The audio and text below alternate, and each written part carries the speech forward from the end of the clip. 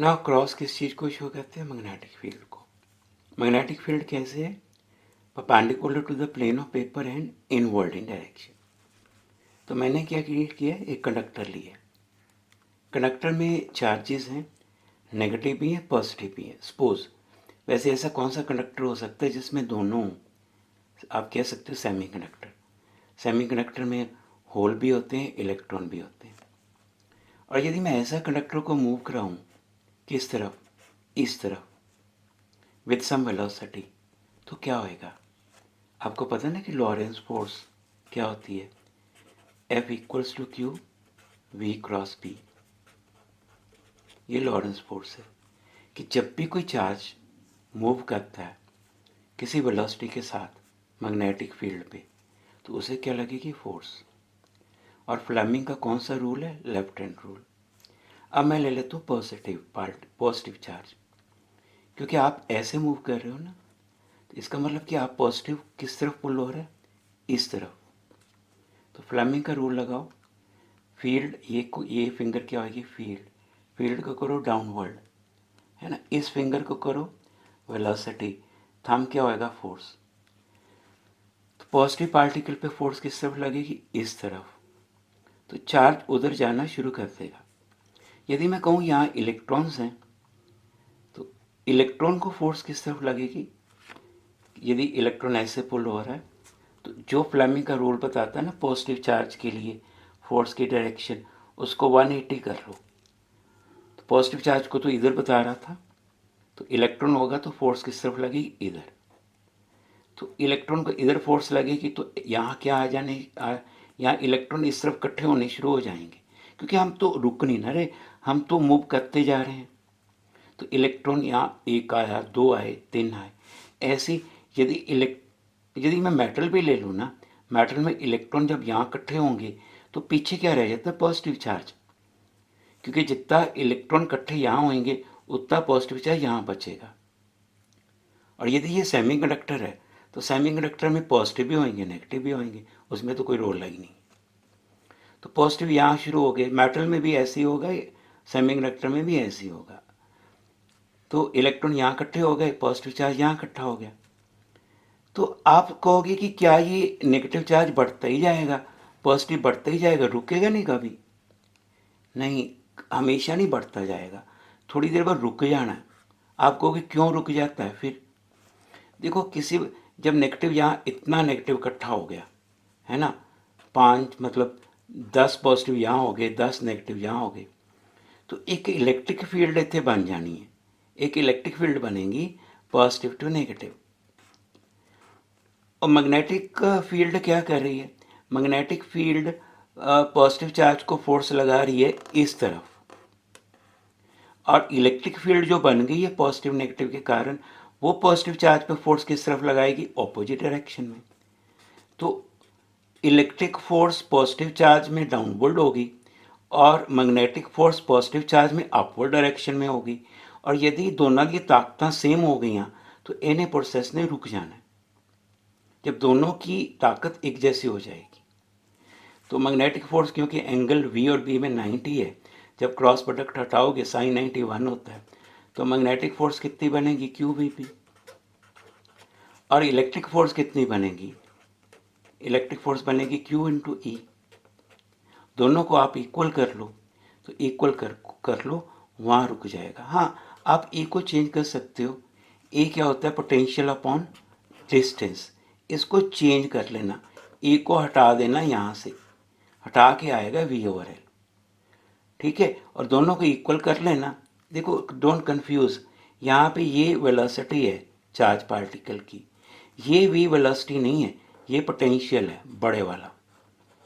तो दोनों को इक्वल करके वी की वैल्यू फाइंड कर लेना। और है एक केस और है, मैग्नेटिक फील्ड डाउनवर्ड डायरेक्शन में है, परपेंडिकुलर डाउनवर्ड। आप इसको पुल कर रहे हो, है ना, बाहर की तरफ। तो मैंने अभी बताया, तो होना क्या है ना, क्या होना है? पॉजिटिव चार्ज यहाँ इकट्ठा होना है, माइनस चार्ज यहाँ इकट्ठा हो जाना है। ओके, पॉजिटिव ने इधर इकट्ठा हो जाना है, नेगेटिव ने यहाँ इकट्ठा हो जाना। और यदि आप इसको ऐसे मूव कर, और ये क्या है? ये एक फ्रेम है। फ्रेम किसका? मेटल का, और ये भी मेटल है। आप मेटल में इसको आप ऐसे पुल किया, तो पुल किया, अभी आपने बताया कि यहाँ पे पॉजिटिव नेगेटिव अलग हो जाएंगे, और पॉजिटिव नेगेटिव का अलग होना क्या बनता है? एक पोटेंशियल बनता है। और वो पोटेंशियल कितना बना था? Q into potential over distance is equals to QVP। ये वेलोसिटी है, ये पोटेंशियल है बड़े वाला। ठीक है, Q कट जाएंगे, तो ये Q कट जाएंगे। जब Q कट जाएंगे तो बाकी क्या रहेगा? पोटेंशियल किसके इक्वल आएगा? बड़ा V। बड़ा V आ जाएगा, Q तो कट गए, B small v into L. अब यही चीज़ मैं दूसरे तरीके से बताने जा रहा हूँ। अब ये जो पोटेंशियल बनेगा ये क्या करेगा? क्योंकि ये मेटल का रेजिस्टेंस लगा हुआ, इसने एक करंट दे देना है। पोटेंशियल क्या देता है? वोल्टेज क्या देती है? करंट। करंट पॉजिटिव से नेगेटिव की तरफ, ऐसे। अब मैं दूसरे तरीके से इसको एक्सप्लेन करूँ।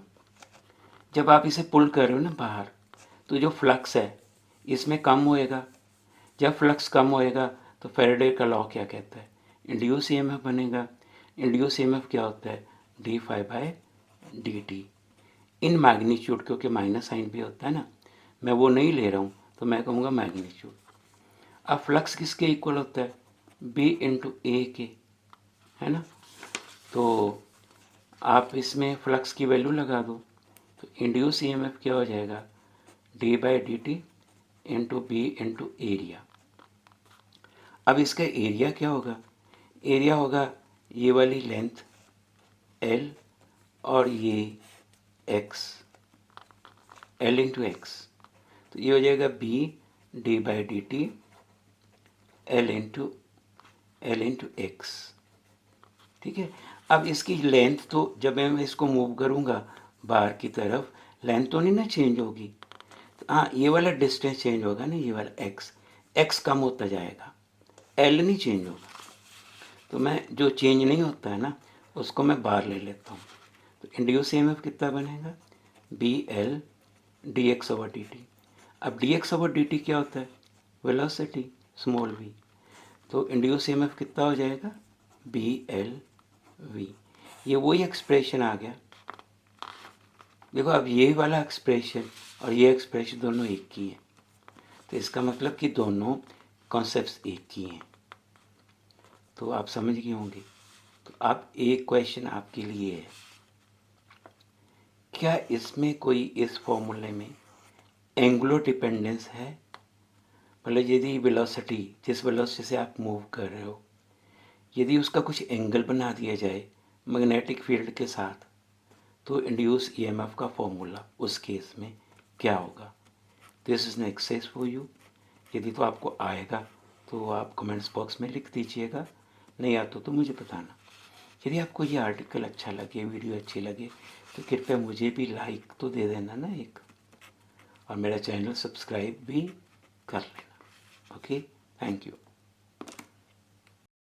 तो दोस्तों, पहले पर जाना आपने मेरी में जो वीडियो बनाई है ना ये वाली, इसके डिस्क्रिप्शन में चले जाना। डिस्क्रिप्शन में आपको वहाँ पे एक वेब लिंक मिलेगा, ये वाला। इस लिंक को आपने ना सिलेक्ट कर लेना है। कैसे? ये देखो, ये लिंक मैं सिलेक्ट कर रहा हूँ अभी। ये कर लिया ना सिलेक्ट। अब सिलेक्ट करने के बाद क्या मैं करूँगा? कंट्रोल-C। कंट्रोल-C करने से क्या होएगा? ये लिंक कॉपी हो जाएगा। फिर आपको जाना ब्राउज़र में। ब्राउज़र में जाके ना आपने क्या करना है? कंट्रोल-V कर देना है। जब आप कंट्रोल-V करोगे तो वो वाला लिंक यहाँ पे अपने आप पेस्ट हो जाएगा। पेस्ट हो गया तो आपको अब क्या करना है? एंटर। और जैसे ही एंटर करोगे तो इसको एंटर कर दो, तो वेबसाइट ओपन हो जाएगी। और ये जो वेबसाइट ओपन हुई है electronicAssignments.com, इसी के बारे में मैं आपको बताने जा रहा हूँ। तो मेरे साथ बने रहिएगा इस साइट के बारे में।